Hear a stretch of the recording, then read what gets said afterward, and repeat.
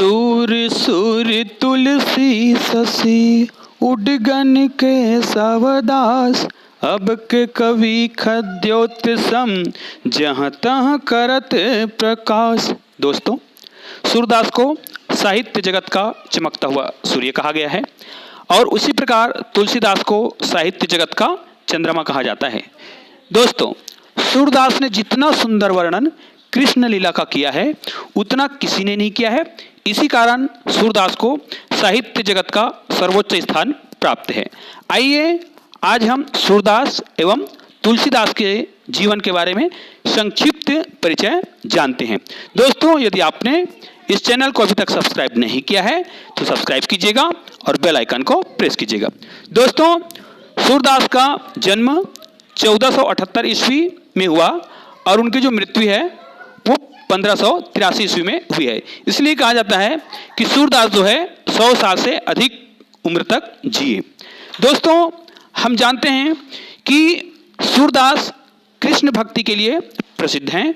उन्होंने कृष्ण की बाल लीलाओं का इतना सुंदर और इतना मनमोहक वर्णन किया है जिस कारण से एक नए रस की उत्पत्ति हुई। जी हाँ, हम 9 रस के बारे में जानते हैं, लेकिन एक 10वां रस होता है वात्सल्य रस।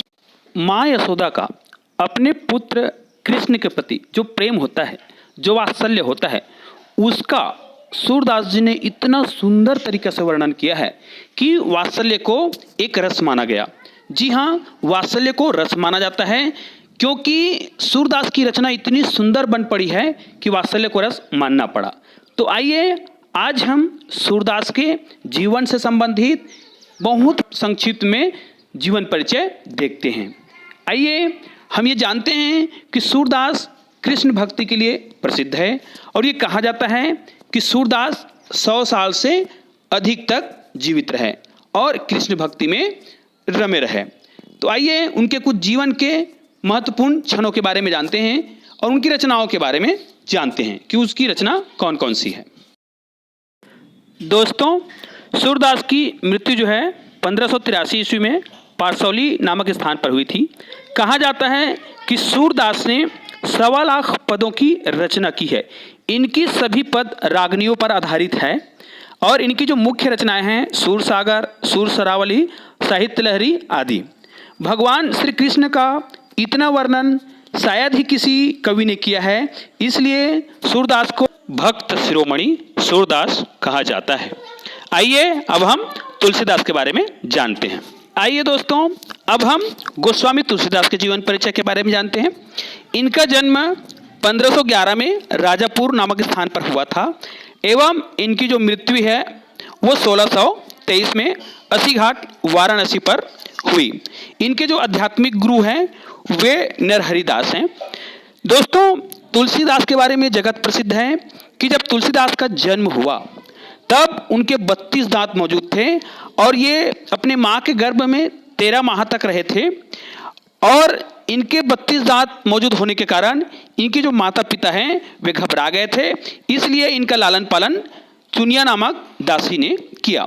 दोस्तों, गोस्वामी तुलसीदास को साहित्य जगत का चंद्रमा कहा जाता है। जी हाँ, जिस प्रकार सूरदास को साहित्य जगत का सूर्य कहा जाता है उसी प्रकार तुलसीदास को साहित्य जगत का चंद्रमा कहा जाता है। तुलसीदास जी का विवाह रत्नावली से हुई। उसके बाद तुलसीदास रत्नावली के प्रेम में ऐसे मगन हुए कि भक्ति मार्ग को भूल गए थे। एक बार क्या हुआ कि रत्नावली अपने मायके चली गई और घनघोर वर्षा हो रही थी, तब भी तुलसीदास जो है उनसे मिलने के लिए रात में चले गए। नदी में बाढ़ आया हुआ था तो उसने नदी को भी पार कर लिया और घर में गया तो एक रस्सी के सहारे चढ़ गया। बाद में पता चला कि जिस नदी को उसने पार किया था और ये सोचा था कि वो लकड़ी है, वो एक लाश था और घर में चढ़ते समय जिसको रस्सी समझ के चढ़ा था वो एक सांप था। इसको देखकर रत्नावली बहुत क्रोधित हुई और उसने उसको बहुत जोर से फटकार लगाया और कहा कि जितना प्रेम तुम मुझसे करते हो, यदि उससे आधा भी प्रेम तुम प्रभु राम से करते तो तुम्हारा उद्धार हो जाता। उस समय तुलसीदास का मन टूट गया और वो वापस आ गया और उसने अपने पत्नी का परित्याग कर दिया। इस प्रकार वे भगवान की भक्ति में लीन हो गए और तुलसीदास ने बहुत सी रचना की, जिसमें से रामचरितमानस बहुत ही प्रसिद्ध है। और इनकी एक रचना जो है श्री हनुमान चालीसा है, जो बहुत ही प्रसिद्ध है। आज हनुमान चालीसा हर व्यक्ति के जुबान पे है। तो दोस्तों, आज का वीडियो आपको कैसा लगा मुझे कमेंट करके बताइए और इस वीडियो को लाइक कीजिएगा और शेयर कीजिएगा। धन्यवाद दोस्तों।